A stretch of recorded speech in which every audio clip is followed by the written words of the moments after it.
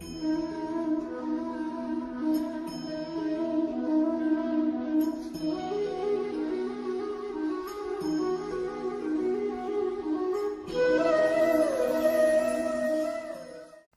साथियों, आइए मार्च मास में जो सुंदर से पर्व पड़ रहे हैं उनके विषय में छोटी छोटी रूपरेखा आपको दे देते हैं। 6 मार्च को विजया एकादशी पड़ रही है।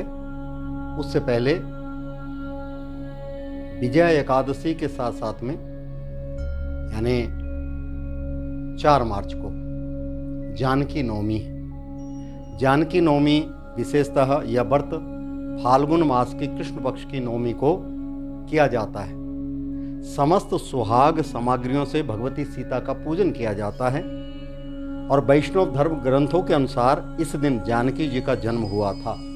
माँ जानकी का जन्म हुआ था। अभी अभी हम जो हैं रामचंद्र जी के पर्व को मना ही रहे हैं। राम भगवान 22 जनवरी को जो पर्व आपने देखा, कई वर्षों की अथक प्रयास के द्वारा अनेक साधु संतों के और अनेक लोगों के, अब किस किस का नाम गिनाएं, इन लोगों के त्याग से, इन लोगों की महिमा से यह सुंदर पर्व बना 22 जनवरी 2024 को।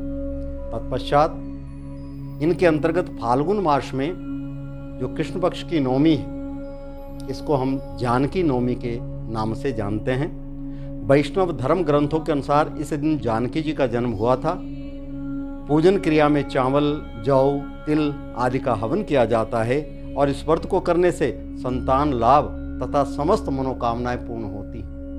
जिन बहनों में या जिन बेटियों में जो परिवार में विवाह इत्यादि हो गया, किसी कारणवश संतान नहीं हो रही है, यह संतान अल्प आयु से ही निकल जा रही है, अर्थात गर्भ में ही समाप्त हो जा रहे हैं, तो माँ भगवती अर्थात माँ सीता जी का स्मरण करें, व्रत इत्यादि रखें। इस व्रत को करने से संतान लाभ तथा समस्त मनोकामनाएं पूरी होती हैं। अचल रहे ऐवात तुम्हारा, जब लगी गंग जमुन जल धारा। ये कहावत है, अचल रहे ऐवात तुम्हारा, जब लगी गंग जमुन की धारा।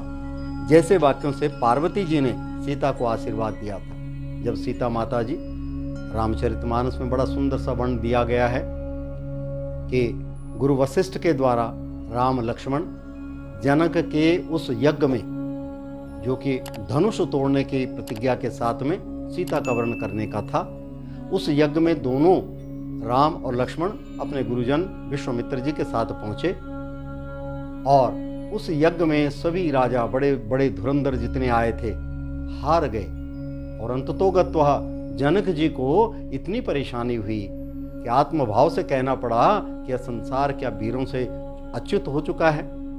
तब लक्ष्मण जी को थोड़ी सा क्रोध हुआ और लक्ष्मण जी ने कहा कि राजा जनक, अभी सूर्यवंशी यहाँ पर उपस्थित हैं, ये शब्द आपके अच्छे नहीं लगते।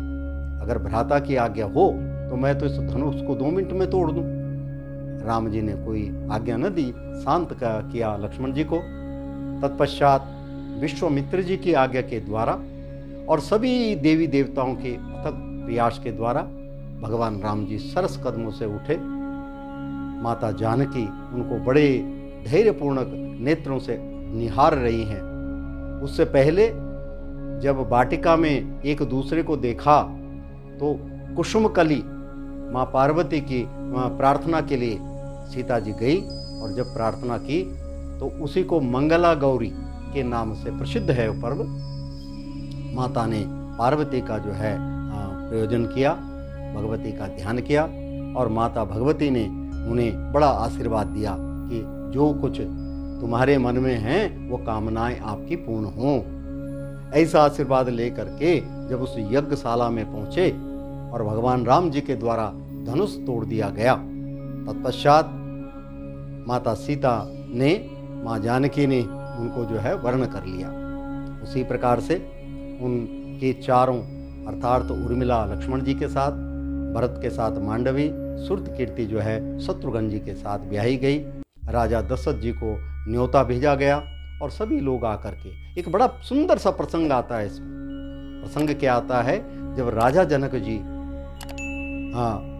के स्थान पर राजा दशरथ जी आए, राजा जनक जी हाथ जोड़ करके प्रणाम करके विनती करने लगे कि राजन, मेरी पुत्रियां जो हैं मैं आपके परिवार को सौंपता हूं, आपके बालकों के लिए। राजा दशरथ जी कहने लगे, राजा जनक, आप देने वाले नहीं, आप तो बड़े दानी हो, बड़े पुण्यात्मा हैं, आप बड़े भागी हैं जो दान दे रहे हो।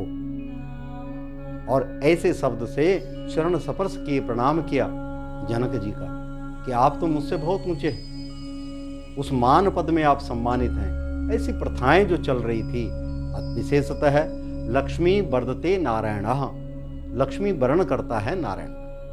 आपके घर में कन्या पैदा होती है तो आप कहते हैं क्या है, लक्ष्मी ने जन्म लिया।